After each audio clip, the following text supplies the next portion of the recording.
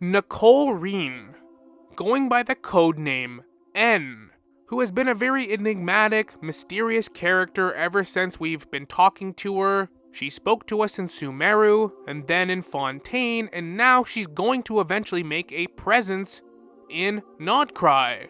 Actually, she's already been doing things behind the scenes.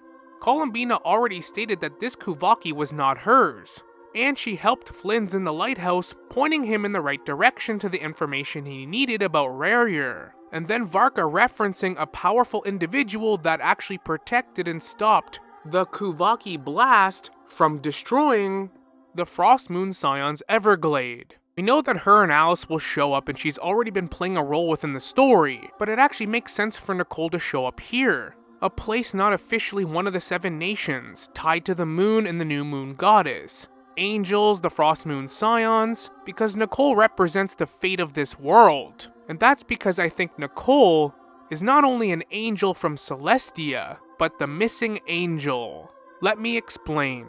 So first things first, the obvious sign is that the Higson circle symbol is resembling a biblically accurate looking angel or seraphim. We have no idea how old Nicole is, but she's known as an extraordinary woman with tremendous powers over prophecy, studying the direction and order of Teyvat, known to offer help to those who need guidance, making her known as the guide who will never get lost. This is actually an important detail relating to angels because angels were created by Celestia to guide humanity. And she has a habit of speaking directly into people's minds without warning. She's done that to us multiple times. Nicole is also known to be physically mute. She can actually not speak physically, which is also why she talks to people mentally. The game states that she gets a feeling of suffocation because of this, leading me to believe that she wasn't always like this, but this might be some form of punishment. The angels have also been punished over the years, most of them now being empty husk sealies that we see to this day. At least they can still serve a purpose guiding us to, well, mostly a common chest. And according to Skirk, Nicole once witnessed the self-destruction of her species and became human. Well, self-destruction of a species, another angel reference. Skirk was apparently going to consider asking Nicole how she felt about it, being transformed into a human, but she decided not to. Now let's keep going over some more details we know about Nicole, her conversations with us in Fontaine and Sumeru, and then we can start piecing together her exact identity. Unfortunately, the fate of Teyvat cannot easily be changed. Perhaps a god may have a slim chance, but for anyone else, who can say? When a small animal runs into a tree trunk, though the tree may sway, it is not displaced. The same is true of fate, like a vase that falls to the ground. Whether it is broken by a cat or by a bird, the result is still a broken vase, is it not? History does not change easily, but human hearts can. Believe your own eyes. Only that which you see is true. What is unseen is but an illusion. The prophecy. Yes, what has been prophesied will be fulfilled. You may view such things as the history of the future. People call such things fate, and it is written in the stars. It cannot so easily be altered. Just as prophecies are usually only the future as seen from the perspectives of the gods, could things be happening in hidden corners where the gods' gaze does not fall? Are the things that you shall see different from the fate that the gods perceive? Now right off the bat, this whole conversation about the fate of Teyvat cannot be easily changed. Perhaps a god might have a slim chance, but for anyone else who can say. Small animals run into tree trunks, though the tree may sway, it's not displaced. The same is true for fate. History does not change easily, but human hearts can. Believe in your own eyes. Only that which you can see is true. What is unseen is but an illusion. And this whole conversation goes much harder now that we know so much more about the angels after Natlin, Fontaine, This was all the way back in Sumeru, but even in Fontaine we had a pretty cryptic conversation with her. Again, talking about fate in the history of the future. Now what this all hints towards is how Teyvat functions. Like she states, Teyvat functions under a set principles and rules. People's fates are literally controlled. Through the constellations in the sky, their minds and memories all connected to Irminsul, like one big hive mind. To break away from the heavenly principles' control, it's like the animal hitting the tree trunk. Gods have tried, but the tree usually just sways. Alice directly describes Nicole as somebody that only speaks to guide people to the truth. And whenever there's a significant change in Teyvat, most of her friends, close colleagues, and people that know about her suspect it was her, or she had a part to play.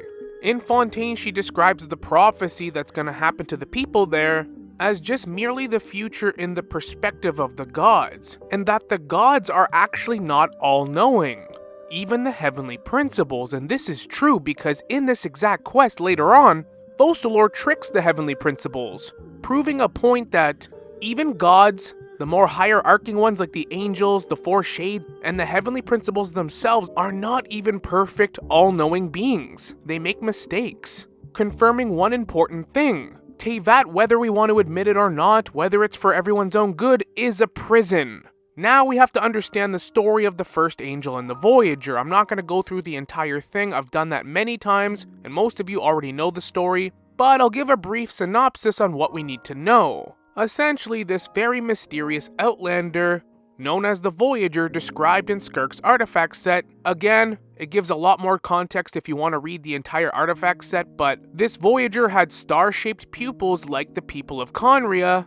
Another interesting detail, he came from outside Teyvat and met with the dragons in Nibelung before anyone else got to Teyvat, so at the very beginning of the timeline that we know it. They made friends with the Dragon King, had a nice visit, and then left, probably back to their own planet.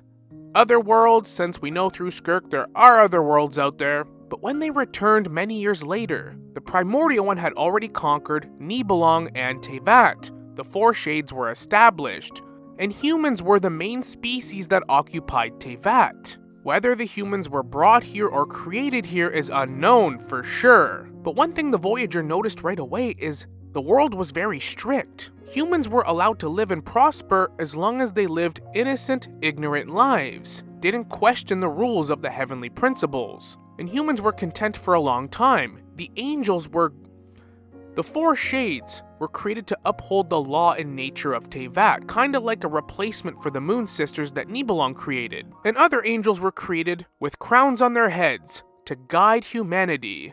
These crowns were later referenced as shackles because that's what they were. Much like the humans living ignorantly, the angels were also created here, so anything about the outside world or any kind of different life was unknown to them as well. The proof is in the pudding because look at Asmodee, already suspected by the other three shades to have abandoned their role and betrayed the heavenly principles. But humans are always going to do human things. They're going to try to surpass their limitations, their restraints. Anyone trying to control humanity will always try to break free of that. And they did. They were met with divine punishment and wrath. All of the old civilizations have tried this and failed. Conria is just another example later on of that same human arrogation and ambition. But when the Voyager returned, because knowledge was now forbidden, they disguised themselves as a mortal, ventured into Teyvat, and this is where they met a being known as the First Angel. And this tells the story of why the angels were all punished as Seelies, with the exception of a select few. This Voyager ventured deep into the Earth's bowels, met the First Angel inquiring about the most forbidden origins of the world. Where was Nibelung? What had happened since they left? The angel trembled in these questions, and then this mysterious visitor revealed the secrets of the outside world beyond the firmament, the truth of how this world used to be. Knowledge was free, and freedom was real, revealing the truth of everything to this angel, shattering the illusion that they've been living, and shattering their crown, the false shackle that was placed on them. And this is when the First Angel experienced true enlightenment and freedom, falling in love with the Voyager, and they started a union. which was witnessed by the Moon Sisters and other angels, and this directly results in the divine punishment they received from the heavenly principles. This angel and this Voyager started a rebellion, eventually creating a new species in the Golden City of Hyperborea, an advanced species and mixture of Snowland Fae, different humans with the potential to surpass the limitations laid on them by the heavenly principles, to rebel. And the direct descendants of this Golden City of Hyperborea are the Frost Moon Scions now in Nod-Krai. Now, everything I just said about Nicole, the history of the first angel, her being known to guide people, speak into their minds, she even has a crown on her head and wings, as well as the Hexen Circle symbol, it's pretty obvious that Nicole is probably from the angel race. Since we know not every single angel got banished to be Seelies, some of them slipped through the cracks, like Nabu, the goddess of flowers in Sumeru. But who exactly is Nicole? Her being the first angel is a logical assumption. There's a lot of similarities between the two characters, it adds up. It even gives her a lot of motive to protect the Frost Moon Scions and be lingering close by to them, which she has been the entire time we've been in Nod-Krai. Speaking into people's minds, talking very cryptically about fate, the animals, the tree trunk. The first angel would know better than anybody firsthand that it's not so easy to defy fate in this world. It's anchored pretty deeply, even gods have tried and failed. Descenders have tried, and it makes sense for us, the traveler, somebody collecting all the elements, a descender, obviously the most significant character in the game, she would be guiding us on this journey to once again defy fate. Plus the entire purpose of the Hexen Circle. It's a secret coven of witches, all with different backgrounds, more or less living outside the status quo of Teyvat. Barbarloth, Alice, who safeguards the borders, manages who comes in and out. Octavia, now teased with the new game mode, who is a complete outlander not from Teyvat. Rhindaughter, who's one of the four shades now, and from Conria, one of the five sinners. It makes sense there'd be an angel among the group. And perhaps her punishment wasn't being a Seelie, but becoming mute, feeling that sense of suffocation, not being able to speak anymore. But I actually don't think she's the first angel. I actually think she is the daughter of the first angel and the mysterious Voyager. The culmination of an angel breaking their shackles and an outlander helping them defy this world.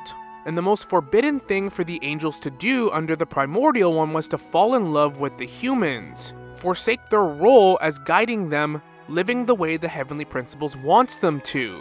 Nicole would embody then the direct result of this rebellion, and this union caused all the angels to be banished, living as empty husks, suffering to this day. Skirk's artifact set states this: the first angel met the unnamed youth between the Silver Tree and the far north. Where we are in the game now in Nod-Krai, close to Snezhnaya, this all adds up, and those star-shaped pupils, she saw a reflection of herself she had never yet known, and she felt love for this youth, not inscribed by law.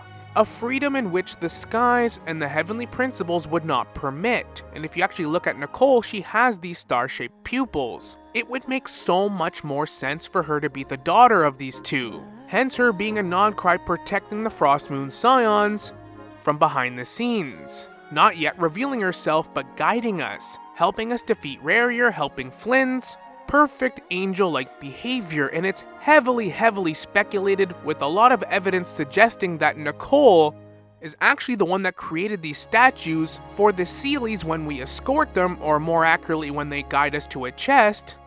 They have somewhere to reside and rest. If this child being born is the direct result of the angel's punishment, it would make sense for Nicole to feel remorse, wanting to give back to the Seelies, feeling a sense of guilt. More evidence to suggest this is the fact that they describe Nicole in her free time as sculpting things. These empty husk angel Seelies still serving their purpose to guiding us to treasure, but now they have the Seelie courts, little statues across the entire map that the Seelies then can finally rest and have a sense of peace. And looking at all Nicole's cryptic things she told us in Sumeru and then Fontaine, all this talk of changing fate, changing Teyvat, how it's not so easy, it all makes sense. Why she's in Nod-Krai protecting the Frost Moon Scions, Her star-shaped pupils, her angelic-like features, the hex and circle symbol, being known as a guide and a prophet, and the timeline of events kinda adds up, because Skirk's artifact set was released towards the end of Natlan, leading to Nod-Krai, where Nicole's going to be a physical character that we can now see, just like Alice. So this has actually been subtly teased and built towards by the devs. Why would they release all this information about a Voyager and a first angel right before Nod-Krai? Makes sense to me, and something I want to talk about in its own video, but I won't here because I don't want this video to take too long, is I think Istaroth, the Shade of Time, is also betraying the Heavenly Principles, just it's not known yet. If Nicole is the daughter of the first angel in the Voyager, Skirk's line about how they were given a human form, if it's part Voyager and part angel, this individual would be able to maintain a human form. Her being mute could be symbolic of the forbiddenness of her own creation and conception, witnessing the destruction of her species, aka Hyperborea, firsthand. And we know the angels are in banishment and punishment, which makes more sense why Nicole is very scarcely seen, very scarcely heard. The angels must remain hidden. Even the shades are very rarely seen or heard of. Most actual people living in the current Teyvat don't even know they exist. They think the Archons are the top of the food chain. They are just jail wardens at the end of the day. And what makes this even more sad is the angels themselves are equally as ignorant as the people that always lived in Teyvat. Only the dragons ever truly knew how bullshit everything is. And Nicole describing the Heavenly Principles as an imperfect being just makes this all fit together so well. Even in our own real world, if you think of a true God, like a true and blue God, if you're religious and believe in that sort of thing, God is a being that can tell what you're thinking, you can't pull anything by them, they're all-knowing. If you live a humble, good, innocent, and fulfilling life, you're said to go to heaven. If you commit sin, crime, if you do bad things, you're not. God is supposed to be a perfect all-knowing being in context, in any conceivable way. In video games and real life, it doesn't matter. So the Heavenly Principles by nature is flawed. It's just a being that we haven't learned who they are yet, controlling everything. But why? Why are they doing this is the big question. I'm telling you, man, I'm just waiting for that big Xenoblade Chronicles twist at the end. I won't say any more than that. Those of you that have played those games, you know what I'm talking about. If you haven't, well, you're missing out. If it turns out that Nicole isn't the first angel or their daughter, then maybe she is a Snowland Fae. That would actually make a ton of sense too. Her looks, everything like that. Since the Snowland Fae were created by the first angel in the Voyager as well, stemming from Hyperborea. We're getting all of this new juicy lore now about all of these new races, deeper plot points of Celestia, because we're going to be going to Snezhnaya very soon.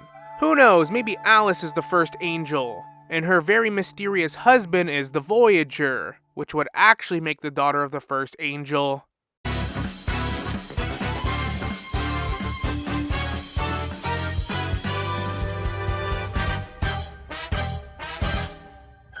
Yeah, I could get behind that. Another reason it makes sense she's not the first angel but the daughter is because it's said the first angel had their crown shattered, and we can see Nicole's there, at least for the most part. It's subtle, but it's there. I also love this line about history does not change easy, but human hearts can. I think this has a much deeper meaning than just a feel-good statement. One of the first things ever told to us in the game in the opening cutscene is the irrigation of mankind ends now, because that is the biggest threat of Teyvat, and it always has been. Not gods, not angels, not the Archons, but humans. Little nothing humans are the biggest threat because their heart's ambitions can overthrow this world. Trying to micromanage and control them has always been the goal. Even though humans are perceived weak in the bigger scale of things, look at what they're able to accomplish. Look at people like the Captain, able to defy a shade. The 5 sinners of Conria that have reached heights of power and prestige that nobody thought was possible for humanity. And now with the Fatui Harbingers, a group organized by a human from Conria. Humans are the only beings that will ever truly defy a controlled fate put on them. The angels are always just gonna be guides to humanity, bystanders trying to help them out. They are not the main characters in this game. Humanity is the true key to the tree trunk not just swaying but moving. But let me know your thoughts in the comments. Do you think Nicole is the daughter of these two? Do you think she is an angel? And do you think she's responsible for the statues guiding the Seelies back to have some sort of peace? Is she in Nod-Krai protecting the Scions because it's her parents' creation? I, for one, cannot wait to meet Nicole and Alice. But let me know your thoughts in the comments. Thank you so much for watching. I hope you enjoyed the video.